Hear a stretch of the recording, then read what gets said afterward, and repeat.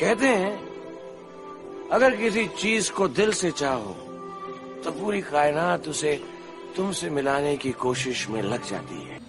Hello friend, मो channel को आपण मानक बहुत बहुत स्वागत। मो ना दिव्य। आपण माने जानि नथिबे, एठी केही काहाकू जानि नाहंती। आजिर ब्लॉग आमे स्टार्ट करिबा। Welcome to be my blog. सांग माने, मो ना दिव्य।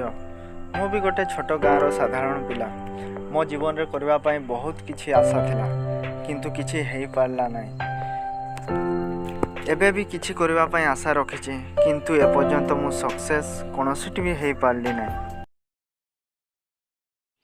हाँ सांग माने, समस्तंका भलिया मोर भी सकाळू उठी मोबाइल धरिबा, मोबाइल खोलिकी इंस्टा चलाइबा, यूट्यूब देखिबा, ये कि सब सोशल मीडिया रे सांग मानक स्टेटस देखिबा, फेसबुक चलाइबा सहित यूसी ब्राउजर पर्यंत।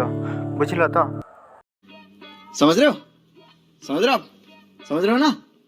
हाँ, प्रथम कथा कि मु ए ब्लॉग काहेकि कली, मो जीवन रे करबा पई आउ किछि नथिला, सेथि भाई मु ब्लॉग कली।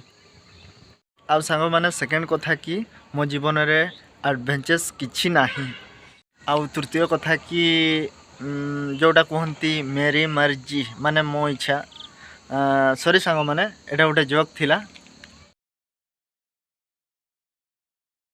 हाँ, एटा थिला मोर छोट गोटे इंट्रो।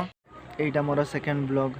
तो आपण को मु बेसी इंटरेस्टिंग लगी नथिबी, तो पुणी देखाबा आउ गोटे नुआ वीडियो रे, नुआ एक्साइटमेंट रे। तो तृतीय कथा कि माने तृतीय कथा थिला कि